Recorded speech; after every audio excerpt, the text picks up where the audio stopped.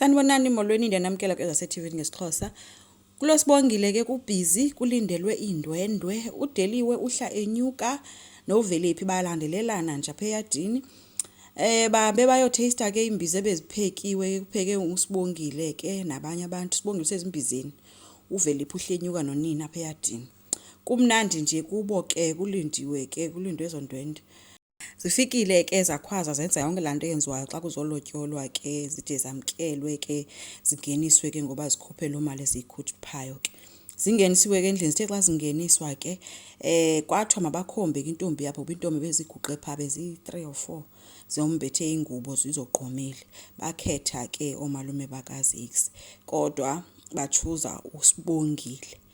Hayi akachazeka kanje umalume kaSibongile sithi njena yo ubetheni unyana wathi azangathathi lo akamhle ncomile kuSibongile. uDeliwe ke guys usekitchen wolule umqala pha ubukele yonke yazi mosekitchen la khona leli lidibene nelalo lohlukaniswe yilounge kodwa lena la festile ipha phakathi la ndingathi ifestile so ukrobe pha umane elunguza nje elule umqala pha uthe xa ebona ba kunconywa uSibongile kakhulu wamkhomba ngomnwe caba uthi uzukulinga uthatha indoda kaVeliphi okanye olusuku lwenzo lwakho. Uzothina umntana ungancume enconywa ngabantu bamhle befanele ukuthathwa yena but ke ngoba uDeliwe ungulo sathana angoyi. So ke baye badliwa 1000 rand ke abantu bakulo Zix ngenxa yokukhetha umuntu orongo. Baphinda wathi ke umalume kaVeliphi mabaphinde bavule futhi bade bavula ke bafumana ke uVeliphi. Hayi ke noVeliphi ke baye bamncoma ke lo makoti bamfunayo bamhle. Ukwenza uthathe uNomalanga ke wamsa kwipark ekucaba babekhula bedlala kuyo kanti uyomsurprise ke bemoqhumile kapha emehlweni xa befika phayana kukhona itafile ke ipicnic lena kukhona no chef kukhona neartist apha caba izocula kukhona nditsho ipiano ebekwe pha or keyboard lapha ecaleni.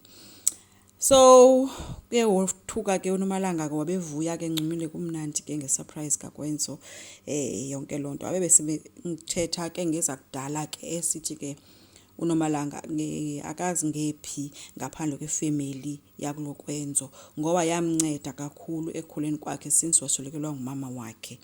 So inoba ke bamnikeza lo support ke ininzi ngalendlela bazangayifilishe landi noba umama kekho even if ke ngeke bade bayivala indawo kamama wakhe. So ke ukwenze besithi hayi ngamanzi amancinci ke lawo bewonwabile ke kumnandi nje ukwenze bonakala uba selibele ngayo yonke into eke yenzeka ke ngeli xesha phofu. So uye wabaculela ke ubhuti obebefunwe ngokwenza uba makazobaculela ka iartist ethile caba ke uyaziyo bencumile nobethandwa ke kuNomalanga ke indlela bencume ngayo xa embona. So after yonke lonto ke baye baguduka ke bathe besangqengqile ke endlini Nomalanga ethi olusuku belumnandi ngalendlela yoba yena ucinga babe kuyisign le yoba bathathe istep esilandelayo somtshato.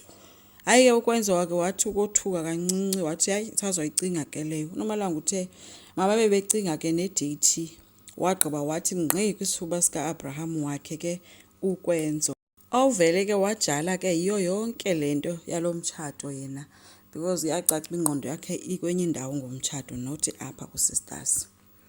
uSibongile ke nguye bebala imali obeyibhala futhi ezincwadini. So uDeliwe ufikile ke sekitchen ethi ufuna ubona uba imali nabayenzileyo ethi ke kuSibongile kube kanti ubhale into zakho apha wathi uzomchola waphuma ke uSibongile uthe ke esaqala uhlamba izitya kwangena inotification kwifoni yakhe xa eyojonga nguNomalanga nokwenzo kwipicnic. Yo hayi ke wambi ebusweni umntana wothuka nje yilento ayibonayo. Kungene ke ichomi yakhe ke uZinhle ofike wambona uba akekho right wabuza uba kwenzeke intoni na. Uthe futhi kuyacela amtheme ngayo yonke into ngoba uSibongile uye wamfihlela ngela xesha bebephaphandle xa embuza into enesikolo phakathi. uSibongile bephendula pha napha engafuni ude amcacisele into ba akafundi ngoba besithi usisi ufuna uapply kwesi sikolo afunda kuso. So uSibongile uthethe inyani ke kumngane wakhe wamxelela into ba yena akafundi eThekwini kodwa uyasebenza ekitchen la kwaDlamini. Wabeke umngane ke sele eyoxuthile ke ifone le ejonge le photo beyijonga kuSibongile watsho into ba okay wabe ebuhlungu ke embalisele into bakafundi ke yonke lonto. So umngane wathi ke no make siyeke ke lesibeke ecaleni masithethe ngalo lapha efotweni ke umuntu umjongileyo ehleli nomuntu wakhe phofu. Wabe sencuma ke uSibongile emchazela into ba no lo mfana ngukwenzo Dlamini lo mhlawumbe uyamazi ngowakwa Dlamini. Kusebenza kwemane esebenza kule factory le yalapha. Wabe sithi omnye hey make siphume ininzi into efuneka siyithethile wamtsala ke baphuma ube ngathi hey uma uzonithethisa wathi omnye masihambe sobuye siyibone leyo. Baphumile ke befuneka kuyongcokelwa ezamakhwenkwe phandle. Kugqityiwe ke uthethwa ngento zelobola akanxilanga umalume kaSibongile. Uyadidizela akwazi nohamba pha phandle. Ubhaqe uSipho ke obezimele ejonge kulovelephi. Wambuza uba ufunani napha umfana uthe uze kuvelephi hayi ke watwela umalume etsho into yoba hey wena uzozidubulisa utheni uzozokhwaza uvelephi umuntu ebelotyolwa. Abakhongi baselapha ngaphakathi abantu bebezolobola uvelephi. So wena ufunani apha? Waba ngathi umfana hayibo ubezolotyolwa uvelephi wathi omnye ubezolotyolwa. Wavele wamkhwaza umfana uvelephi okweme pha phandle ekhwaza. Andithi kaloku yena bengekho ebheke eThekwini. Uvelephi ngulo benze iplan nechomi yakhe into yoba mabamnike imali kufowunwe kuxoxwe kuthiwe kukhona i-recording company embizayo eThekwini funeka aye kuyo. Caba kayihambanga kakuhle yonke loo nto beye kuyo wakhawuleza wabuya. So lilonke bebemgxotha angaboni. Kodwa ke ngelishwa lakhe ke ubonile ke. Wafika wakhwaza ke ude uvelephi wabona uba hey ngeke make ndize. Waza ke wazosabela uba kwenzeka ntoni. Oko ke efike wasemxelela siba Sipho lento uyibonayo into ekhoyo. So besothuka kumfana usondibiza Sipho ngoku. Waphinda kuvelephi waphinda wathi baby. Wamcacisela ke into yoba ulotyolwe yona. Usipho oko ekhuza ezibambe nomlomo. Esithi yhu ndikubona ngendlela onxibe ngayo loo nto ithi nyhani buzolotyolwa because ebethwele iqhiya enxibe neelokhwe ezinde.